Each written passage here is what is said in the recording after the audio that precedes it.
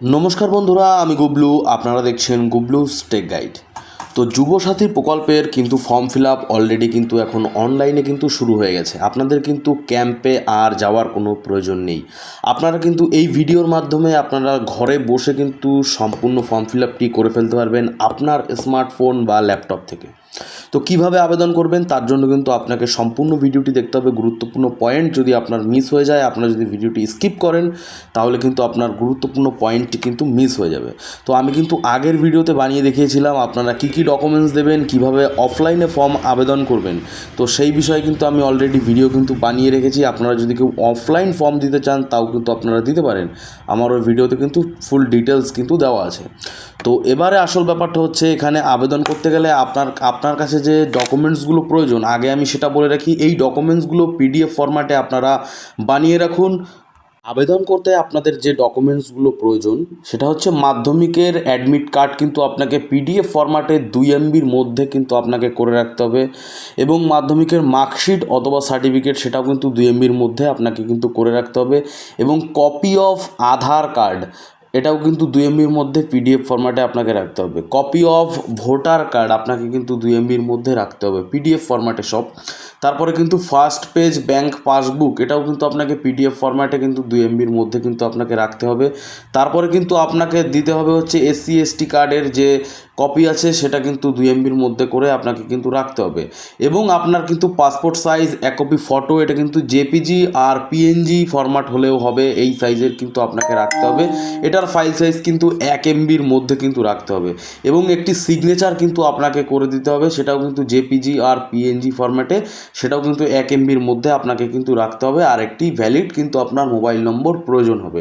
তো এই জিনিসগুলো আগে আপনারা রেডি করে নিয়ে তারপরে আমার ভিডিওতে আপনারা দেখুন, এবং স্টেপ বাই স্টেপ আপনারা ফর্ম ফিল আপ করে ফেলতে পারবেন। তো চলুন আমি আমার স্ক্রিন শেয়ার করে আপনাদের দেখাচ্ছি।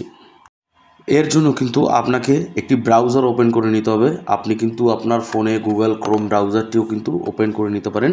এখানে কিন্তু আপনাকে লিখতে হবে apas.wb.gov.in। এই ওয়েবসাইটের লিঙ্ক আমি কিন্তু ডিসক্রিপশনে অলরেডি দিয়ে রেখেছি, সেখান থেকেও কিন্তু আপনারা চাইলে কিন্তু আসতে পারেন।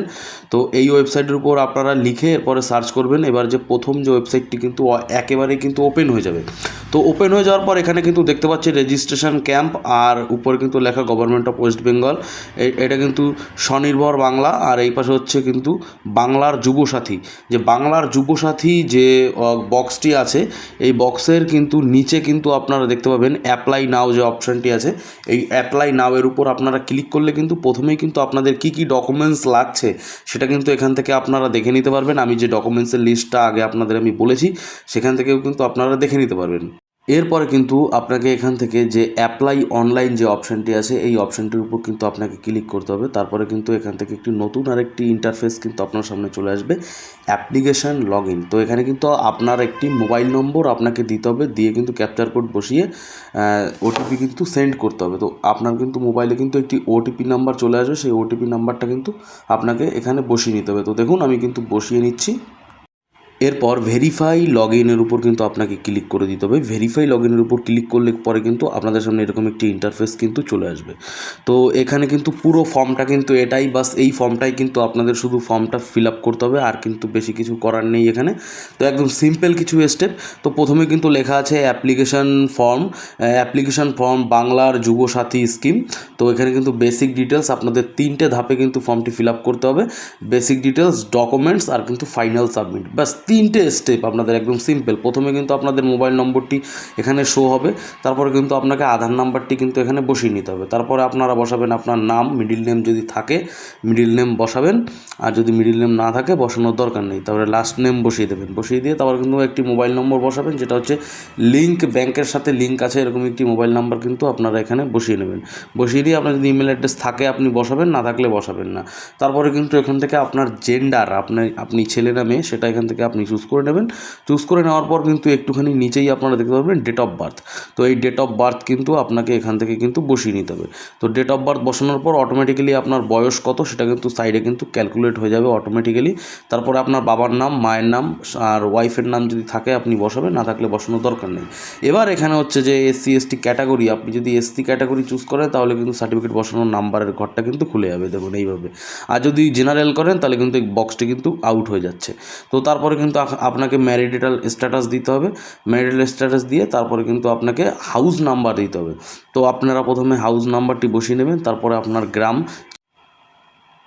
তারপরে পোস্ট, তারপরে আপনার ডিস্ট্রিক্ট, তারপরে আপনার ব্লক, তারপরে ব্লকের নাম চুজ করে নেবেন, তারপরে পুলিশ স্টেশন আপনারা এখান থেকে চুজ করে নেবেন, তারপরে আপনার ওয়ার্ড বা গ্রাম পঞ্চায়েত সেটা এখান থেকে চুজ করে নেবেন, পিনকোডটা বসিয়ে নেবেন, আর স্টেট কিন্তু অটোমেটিক্যালি আপনাদের কিন্তু শো হবে। এরপরে চলে আসবো, আপনাদের কিন্তু একটু নিচে আপনারা দেখতে পাবেন আপনাদের কিন্তু এমপি ইকুইভ্যালেন্ট এক্সামিনেশান ডিটেলস। তো আপনাকে কিন্তু প্রথমে বোর্ড চুজ করে নিতে হবে, তারপরে কিন্তু আপনার রোল নাম্বার, তারপরে কিন্তু নম্বর, তারপরে কিন্তু কত সালে পাস করেছেন সেটা এখান থেকে চুজ করে নিতে হবে। তারপরে আপনার হাইয়েস্ট এডুকেশনাল কোয়ালিফিকেশান, তারপরে আপনি কি করেন সেটা দেবেন, তারপরে কিন্তু আপনার ব্যাঙ্ক ডিটেলস, ব্যাঙ্ক নেম এবং branch name, account number, IFSC code. তারপরে নিচে যে টিক বক্সটি আছে এখানে কিন্তু দেওয়া আছে যে আপনি যদি কোনোরকম কোনো গভর্নমেন্টের অন্য কোনো প্রকল্পে সুবিধা পেয়ে থাকেন তাহলে কিন্তু ইয়েস করতে হবে এবং তার কিন্তু ডিটেলস দিতে হবে। আর আপনারা যদি না পেয়ে থাকেন তাহলে নো করে দেবেন এখান থেকে। তো নো করে দিলে পরে কিন্তু নো করে সেভ অ্যান্ড নেক্সটের উপর ক্লিক করলে পরে কিন্তু আপনাদের সামনে কিন্তু আবারও এরকম একটি ইন্টারফেস কিন্তু চলে আসবে।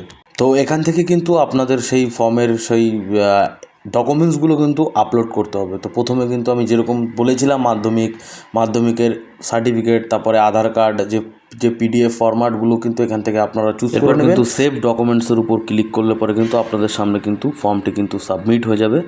তো ফর্মটি কিন্তু সাবমিট হয়ে গেলে পরে কিন্তু আপনাদের সামনে এরকম একটি ইন্টারফেস কিন্তু চলে আসবে। আর এরকম ইন্টারফেস চলে আসা মানে আপনার কিন্তু ফর্মটি কিন্তু ডাউনলোড হয়ে যাবে। পাশে দেখুন অ্যাপ্লিকেশন ফর্ম যে অপশানটি আছে ওখান থেকে কিন্তু আপনারা ডাউনলোড করে নিতে পারবেন। তো বন্ধুরা, এই ছিল আজকের আপডেট। তো আপডেটটি আপনাদের কেমন লেগেছে অবশ্যই কমেন্ট করে জানান। আর চ্যানেলটি নতুন হলে চ্যানেলটিকে সাবস্ক্রাইব করুন। সবাই সুস্থ থাকবেন, ভালো থাকবেন। আবারও দেখা হচ্ছে আপনাদের সাথে পরবর্তী কোনো আপডেট নিয়ে।